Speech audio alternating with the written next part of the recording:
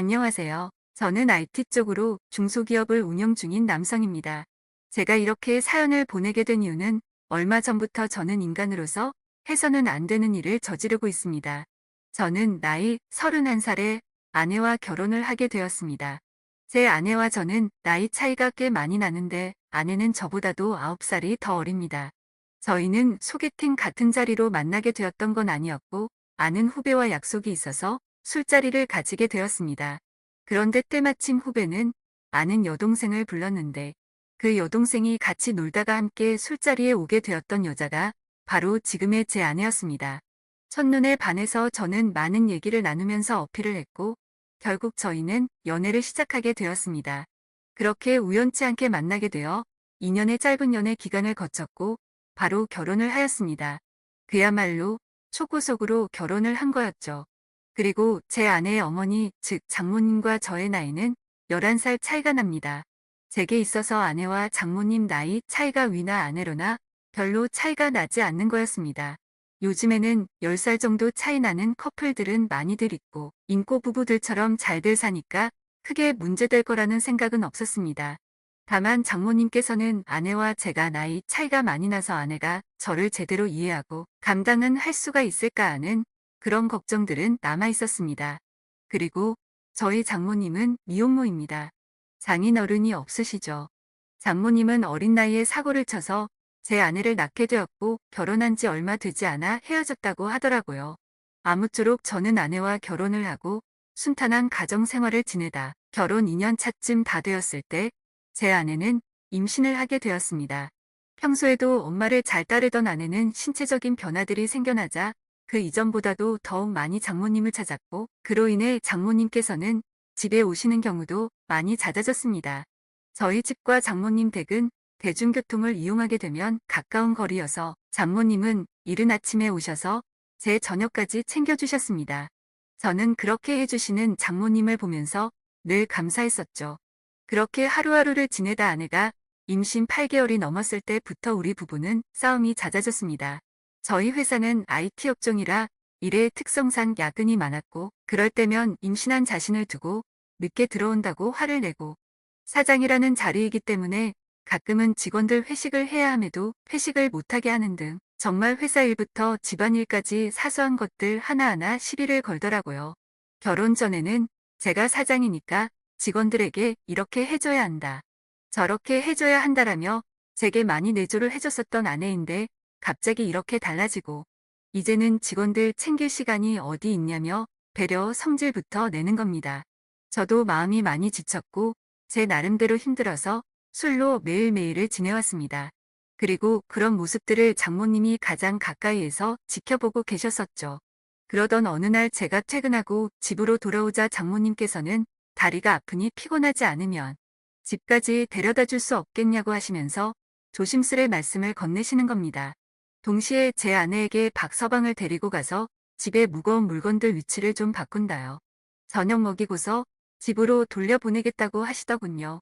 아내는 알겠다며 올 때 아이스크림을 사오라고 하더군요. 그렇게 저는 장모님 댁으로 짐을 옮기려고 장모님을 모시고 갔습니다. 그렇게 장모님 댁으로 가는 도중에 이런저런 이야기를 많이 했습니다.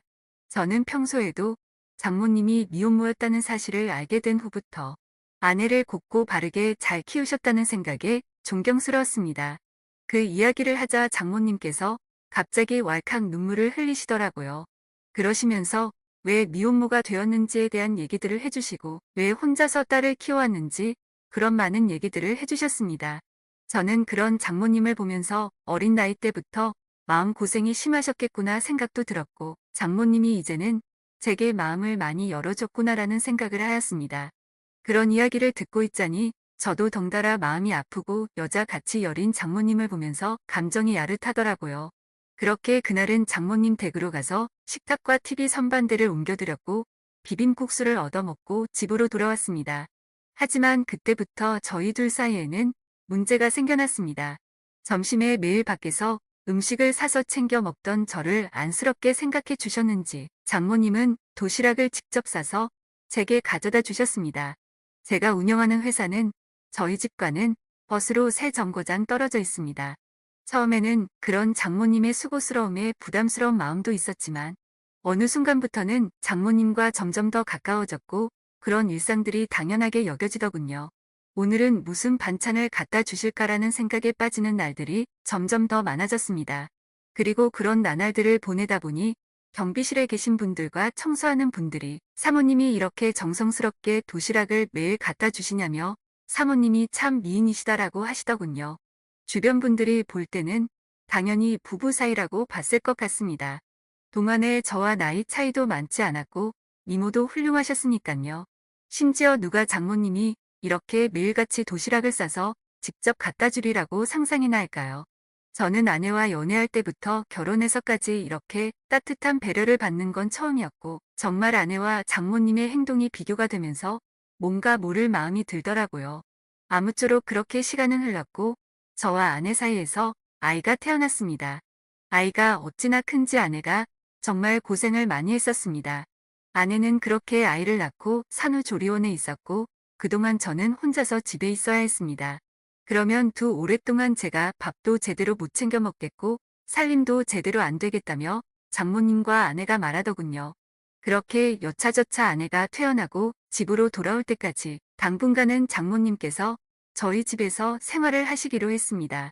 첫째 날은 제가 산후조리원에서 밤늦게까지 있다가 집으로 돌아와서 별다른 일이 벌어지지 않았는데 둘째 날부터 결국에는 벌어져서는 안 될 사단이 일어나고야 말았습니다. 집으로 돌아가는데 짧은 반팔티에 굉장히 짧은 바지를 입고서 바닥을 닦고 계시는 겁니다. 그 모습을 보는 순간 저는 정말 깜짝 놀라버렸습니다. 사실 말이 장모님이지 40대 초중반의 장모님은 밖에서 보면 어느 남자들이나 뒤돌아볼 만큼 미모가 훌륭했고 몸매 또한 20대 못지않은 그런 미녀였습니다. 장모님이 아니라 다른 여자였다면 이렇게 놀라지도 않고 아마도 계속 몰래 쳐다보았을 정도입니다. 하지만 장모님의 그런 광경을 보기에는 너무 부담스러웠고 그렇다고 또 장모님을 보고 좀 단정하게 입어주시면 안 되겠습니까? 라고 하기도 어려웠습니다. 결국 저는 조심스럽게 눈을 돌린 채 얼른 제 방으로 들어갔습니다. 그렇게 장모님은 집 여기저기를 한참 청소를 하시더니 저녁 식사를 차릴 테니 얼른 씻고 나와서 식사를 하라고 하시더군요. 그렇게 저는 샤워를 하러 들어갔고 장모님과 단둘이 집에 있는데 이렇게 샤워를 하고 있다니 뭔가 기분이 싱숭생숭하고 묘한 생각이 들기까지 하더라고요. 저는 샤워를 마치고 장모님과 저녁 식사 자리를 가지면서 밥을 먹고 있었습니다. 장모님은 그동안 딸이 임신하고부터 아내가 그동안 저에게 했던 행동들에 대해서 이해해 주라면서 미안하다고 사과를 하시더라고요. 저는 충분히 이해한다며 걱정 말라고 말씀을 드렸고요. 장모님과 저는 그렇게 이런저런 얘기를 나누면서 식사를 하고서 맥주를 한잔하였습니다. 한 병이 두 병이 되고 두 병이 세 병이 되고 점점 마시다 보니 장모님과 저는 금세 술에 조금 취하게 되면서 그때 이미 저희 둘 사이의 아내의 존재는 서서히 흐려지기 시작했습니다. 마치 오래 만나온 이성 간의 친구처럼 점점 더 예뻐 보였고 기분이 좋아졌습니다. 어쩌면 아내와 매번 느끼고 지내던 세대 차이를 장모님과는 전혀 느껴지지 않았고 그렇게 긴 대화를 주고받았던 것 같습니다. 냉장고에 있던 맥주들도 다 동이 나게 되었고 오래간만에 술이라 뭔가 부족하더군요. 그때 눈에 띈 건 진열대에 놓여있던 양주였고 그 양주를 열면서부터 저희 둘의 경계선도 열리게 되었습니다.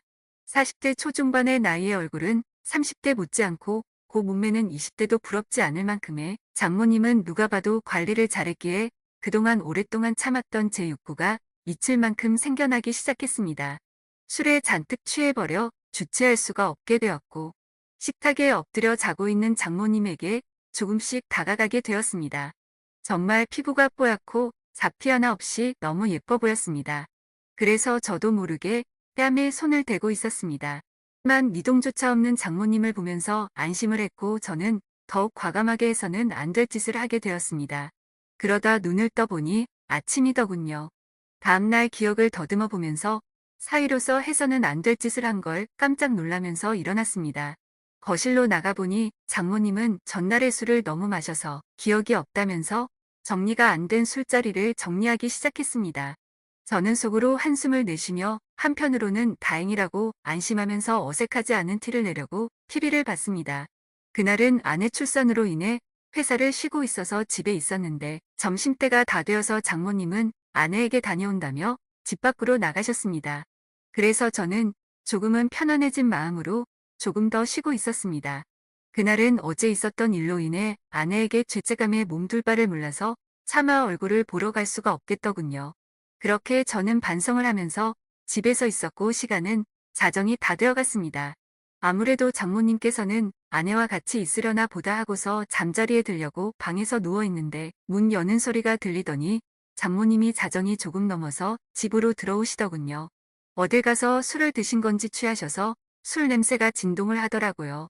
저는 술에 취한 장모님께 인사를 드렸고 장모님은 스스로 방으로 들어가서 누우셨습니다. 그렇게 잠에 드시는 걸 확인하고 저도 제 방으로 들어와 잠을 자려고 돌아서는데 갑자기 장모님이 저에게 어제 있었던 일에 대해서 할 말 없냐고 하시는 겁니다. 내가 어제 잠든지 알았냐며 어디서 내 몸에 손을 대느냐고 하더라고요. 저는 정말 깜짝 놀랐고 혹시라도 아내에게까지 이 얘기를 하신 건 아닐까 너무나도 놀랐습니다. 곧장 저는 장모님에게 다가가서 무릎 꿇고 빌었습니다. 그런데 장모님은 갑자기 돌변하시더니 이번 일은 돌이킬 수 없으니 아내에게는 절대로 비밀로 하자고 하시더군요. 그리고 이미 일은 벌어졌고 용서를 해줄 테니 술이나 한 잔 더 하자고 하시더군요. 그래서 저도 도저히 맨정신으로 버티기에는 감당이 되지 않았고 양주를 거의 원샷 하다시피 마셨고 어제보다 더 많은 술을 마셨습니다. 저는 장모님에게 그동안 느꼈던 고마움과 감정들에 대해서 말씀을 드렸고 장모님은 또 실수해서 자신의 청춘도 다 날리고 인생을 망친 것 같다면서 눈물을 흘리시더라고요. 눈물을 닦아드리고 다독여드리다 보니 또다시 분위기가 애매해지면서 결국 장모님과 저는 넘어서는 안 될 선을 넘어버리게 되었습니다. 술에 취해서인지 장모님이 너무 완벽한 여자여서인지 점점 아내에 대한 생각과 죄책감은 사라지고 없어진 것 같았습니다. 그렇게 그날 이후로는 아내에게 가는 시간 외에 집에 있을 때는 저희 둘은 거의 부부와 다름없듯이 지내게 되었습니다. 서로가 이제는 이름을 부르면서 지내는 지경까지 와버렸고 한시라도 떨어질 수 없는 사이가 되었습니다. 이렇게 생활을 이어온 지 거의 2주가 다 되어가는 것 같네요. 이제 일주일 정도만 있으면 아내도 다시 집으로 돌아오는데 더 이상은 아내에게 미안해서 이 집도 도저히 해서는 안 될 것 같습니다.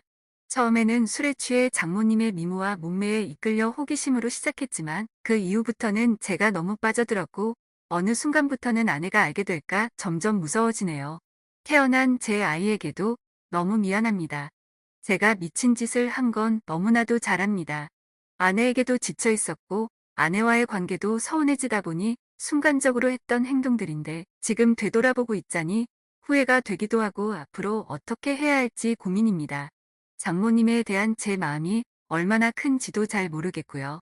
장모님도 아마 저처럼 이런 고민들을 하시지 않을까 싶습니다. 이 비밀이 밝혀지면 두 사람의 관계가 평생 끊어질 텐데 지금처럼 비밀로 지내는 게 최선이 아닐까 생각도 들고 저는 정말 어떻게 해야 할까요? 현명한 말씀 댓글로 남겨주시면 깊이 새겨 듣겠습니다. 오늘의 사연 여기까지입니다.